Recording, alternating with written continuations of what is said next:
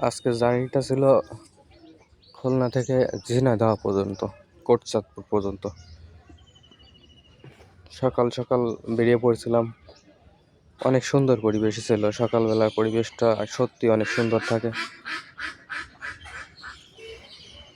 এই হলো আমাদের এখানের রাস্তা, রেল লাইনের পাশেই মেন রোড। এখান থেকেই গাড়িতে করে যাত্রা শুরু করছিলাম।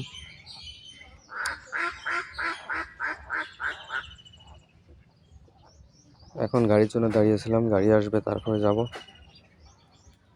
গাড়িতে উঠে পড়ছিলাম। এখান থেকে বিশেষ করে স্টেশন পর্যন্ত যেতে আধা ঘন্টা টাইম লাগে। এই হলো সুন্দর পরিবেশ। এটা হলো আড়ংঘাটা বলে এখানে, আড়ংঘাটার রাস্তা এটা। আড়ংঘাটার পরেই দৌলতপুর। অনেক সুন্দর পরিবেশ, সকালবেলা তো শীত শীত লাগছিল একটু, চারিদিকে কুয়াশা ছিল, সূর্যের আলো নতুন নতুন বের হচ্ছিল। এটা হলো আমাদের এখানে কৃষি কলেজ, এটিআই, এবং খুলনার ভিতরে সকল কৃষি গবেষণা ইনস্টিটিউট, কৃষি সব কিছু এখানেই অবস্থিত। এই সবগুলোই কৃষি বিভাগের অধীনে। এটা হলো মহাসিং মোড়, আমাদের এখানে মহাসিং মোড় বলে এটা। মহাসিং মোড়, এখান থেকে স্টেশনে যাইতে 20 মিনিট টাইম লাগে। আর সকালবেলা রাস্তাঘাট একেবারেই নিরিবিলি ছিল, গাড়ি ঘোড়া খুব কম ছিল। সকালবেলা তো লোকজন বেরোয় না খুব একটা, কারণ তাদের অফিস থাকে, কাজকর্ম থাকে, তার জন্য রেডি হয়। দৌলতপুর স্টেশন এটা, Daulatpur easy bike CNG station. অনেক সুন্দর পরিবেশ ছিল, নিলিবিলি ফাঁকা জায়গা।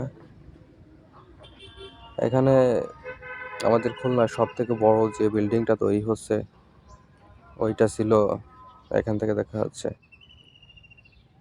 আর ডান সাইডে ওইটা আছে আবু নাসের স্টেডিয়াম, খুলনার ভিতরে একমাত্র ইন্টারন্যাশনাল স্টেডিয়াম ছিল এটা, কিন্তু বর্তমানে বেহাল দশা, বন্ধ, সকল খেলা বন্ধ আছে।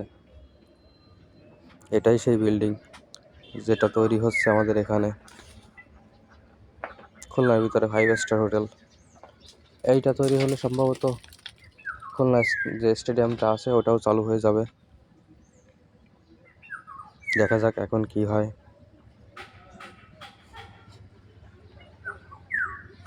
সুন্দর পরিবেশ, অনেক সুন্দর পরিবেশ সকালবেলা। তো কিছুদিন পরেই তো নির্বাচন বাংলাদেশে। তা আপনাদের কি দেখি মতামত সবার, এবারে কে আসতে পারে নির্বাচনে? আমাদের অগ্রিম প্রধানমন্ত্রী কে হতে পারে, সম্ভাবনা কে? এই হলো আমাদের খুলনা স্টেশন, আমরা প্রায় চলে এসেছি।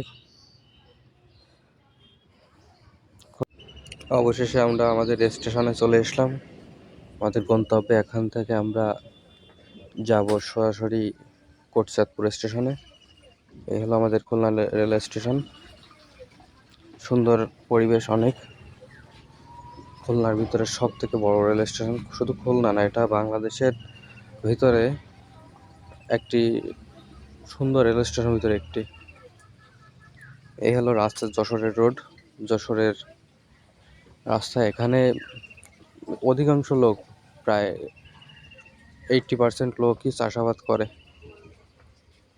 আর বিদেশ থাকে। এই হলো কোটচাঁদপুর রেল স্টেশন, একেবারে নিলিবিলি সুনসান পরিবেশ। যারা নিলিবিলি পছন্দ করেন এটা তাদের জন্য খুব সুন্দর পরিবেশ। অনেক সুন্দর, ভিউটা অনেক সুন্দর ছিল, নিলিবিলি, গাড়ি ঘোড়ার আওয়াজ খুব কম ছিল। এদিকের মানুষজন বেশিরভাগ ড্রাগন ফল চাষ করে, ড্রাগন সবজি এইগুলোই বেশিরভাগ চাষাবাদ করে।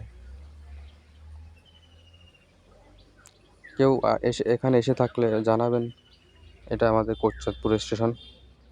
কেউ এখানে এসে থাকলে অবশ্যই জানাবেন আর বলবেন